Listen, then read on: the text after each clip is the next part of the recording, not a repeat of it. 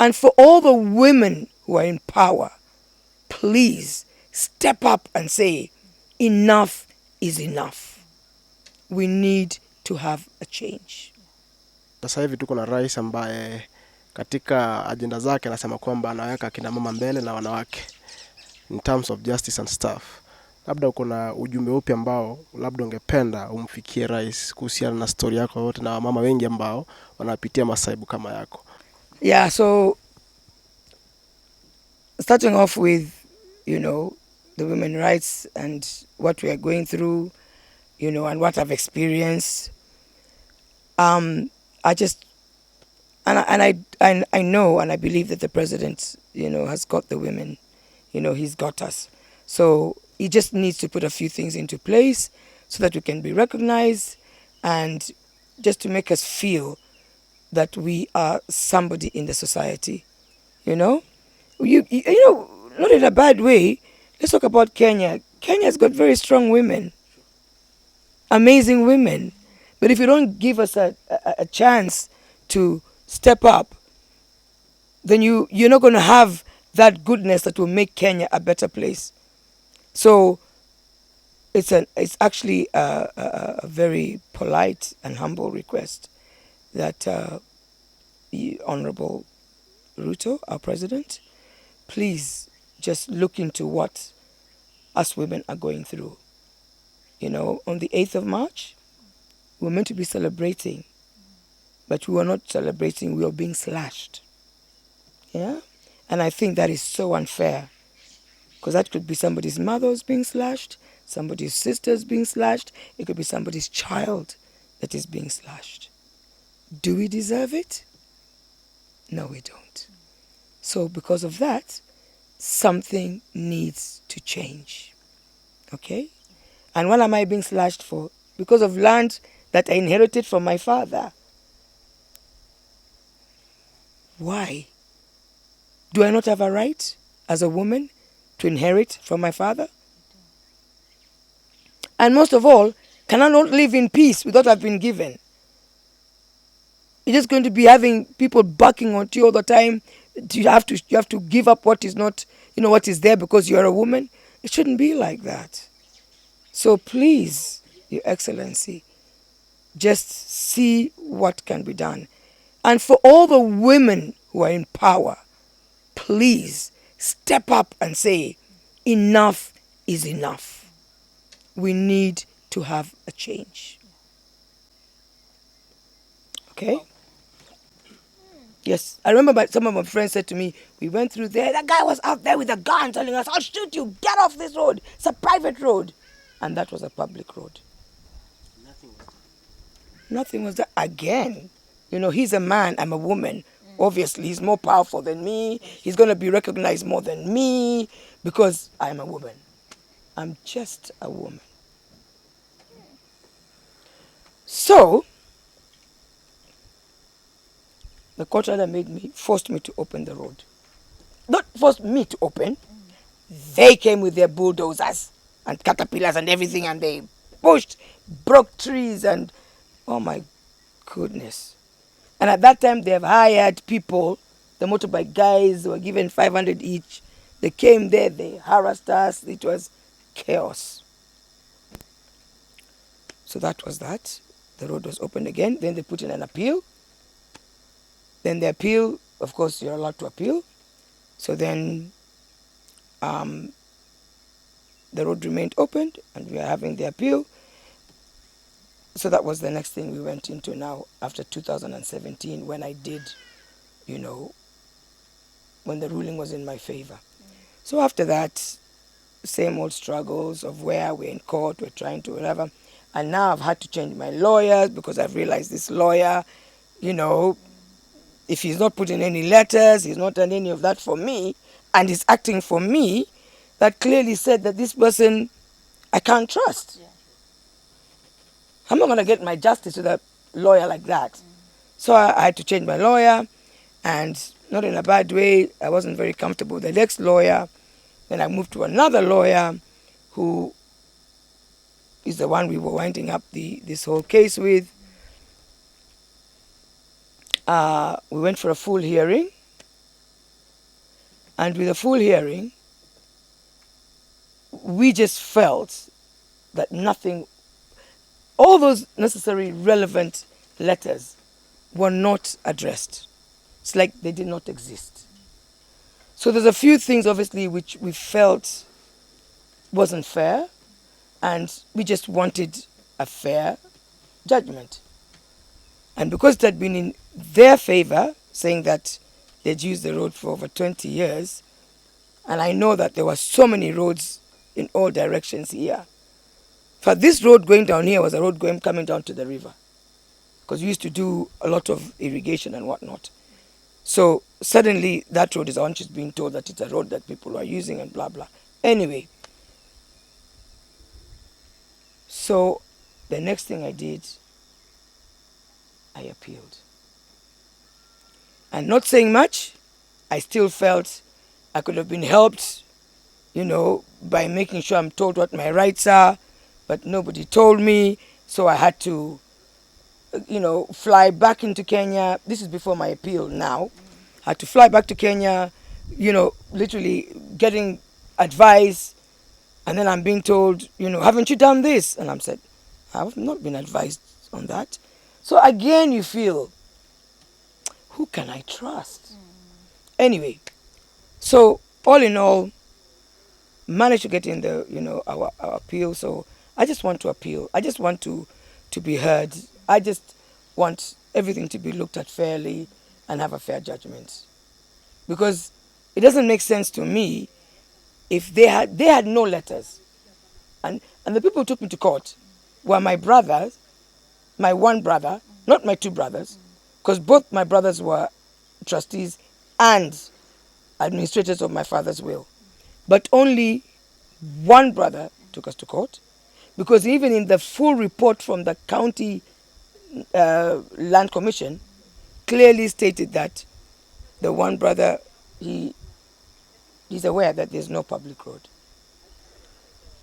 And that's why he did not enjoin his brother to fight us, to take us to court.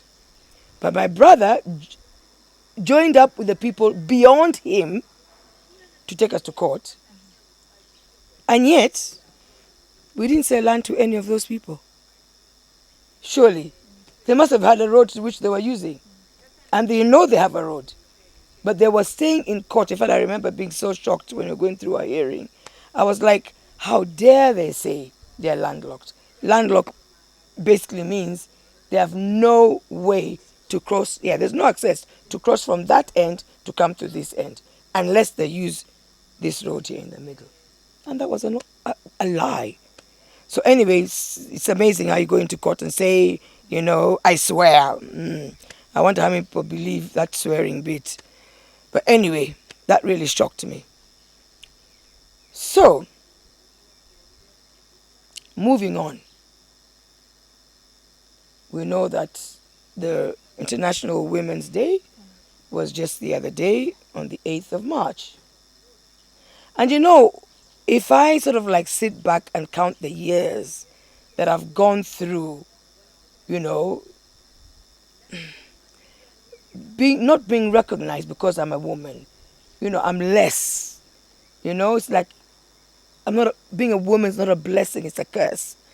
You feel like, I've had violence, in my life, in my marriage and whatnot. So I kept thinking, there's so many women who come to talk to me about these issues. And I said, what an amazing day for us to use to actually just have a peaceful walk and just have our placards just to talk about the fact that no woman, no cry. Enough is enough. We want justice. And all this gender-based, violence must stop. And we were going to come out and just have our peaceful walk. So we had elderly women. I'm talking about quite old women. I had young kids, middle-aged kids. I had, middle-aged, women. And we also had some men. Because in all fairness, even there's some men who find themselves, where we are. Only that, it's been they're getting the violence from the opposite sex. Anyway, so we were just organizing, and we had been fasting and praying from the previous 2 days. So from that day, we said we're not going to open fast until we finish the walk, and then we can come and break fast with the people who I was with. So we were about 60 people. So I jumped onto a motorbike because I was going to check on some of the other press who had gone further on, and I was just going to let them know we're ready. So as I turned to the right, because our walk was taking place to the left-hand side to go towards the Athi River town. But I turned to the left because I know that's where they had gone. That's the direction they had gone. That is the media people.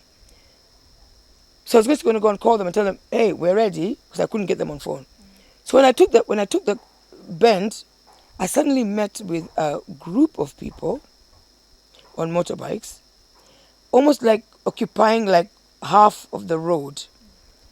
So there was a car, motorbikes, and they were in discussion. Like, approaching them, I could see they were in serious discussion. And the guy who eventually drove off with the car, he's always telling them what, I could see he was telling them about, blah, blah, blah. Anyway, time I got nearer to there, and I stopped where they were. And I was going to ask them, have you seen, the white car going up there and blah, blah, blah. But something made me say, don't ask. But instead I just said, habari zenu. And they just blanked me. I've never seen that happen. You just say habari zenu and somebody just decides they're not going to answer you. So immediately, and I don't know them. They don't know me, I don't know them. Maybe they know me, but I don't know them. So I thought, that's a bit strange. So I just acted like I was just doing something, and then I just told the motorbike guy, I just said, it's somebody from, from work. I said, let's just turn around, let's go. But I was looking at these guys and they just looked mean. And something in my spirit told me, this is not just an ordinary meeting here. So I turned around and I went back. And all I wanted to do was to bring the whole group together, because now they were standing just outside the entrance. But others had moved in front. They had just sort of like started. Maybe they were just practicing how they were going to, they had little kids who were going to do some dancing and whatever. So then I just said, can you all come back together? Because I wanted to tell them, let's stay together in case, by suspicious mind, in case there were not people who were not there for good, at least tuko pamoja. Yeah. So before I told the pastors, I met this group down there and, I explained it to them very quickly. And as I was calling them now to come together, Mamma mia. Suddenly, guys just appeared from the side now I was. They just appeared. And then now, of course, they had undressed. They were looking different from what they were looking like when I saw them. But their faces I could recognize. So they started beating us, taking the placards, smashing them on us. Even the kids, can you imagine?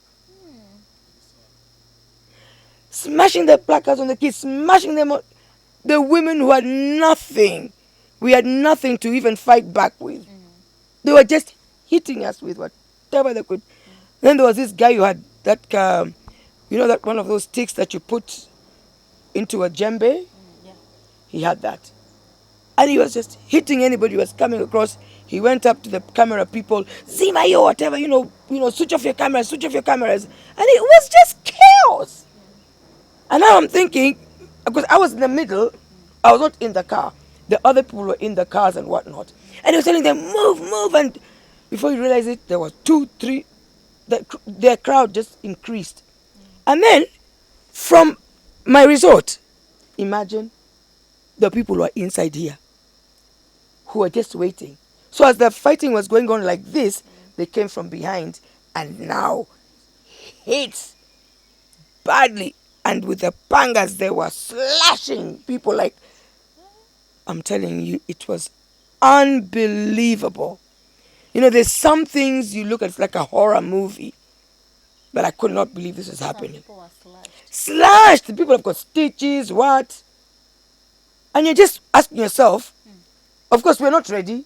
We didn't have any kind of a weapon on us. None of us. Not the media people, not us. Because obviously, we are going for a peaceful walk. Why would you want to carry anything with you? And mark you, we had got the letter from the OCS, and we had even said what we want to do. But the way they were beating us, it's like they were killing a snake. Just, I can't even describe what I saw because it's still on my mind. And you're asking yourself questions. Why? Why are they doing this? And you don't have answers. Do you know what I mean? You don't have answers. And I've had this experience already where, I could not access what was left for me. And I'm asking myself, why? I am being beaten by a man who's married me. I'm asking myself, why? I've been taken to court, land that I was given by my father, and we were all given, each one of us. But somehow ours is being, taken like it should be. We need to give up land. And the rest didn't do that. So I'm asking myself, why? And now we're going for a peaceful, just a little peaceful walk. It's International Women's Day, and we want to just air what we're feeling and what we don't want to continue. And we're being beaten. You ask yourself, why?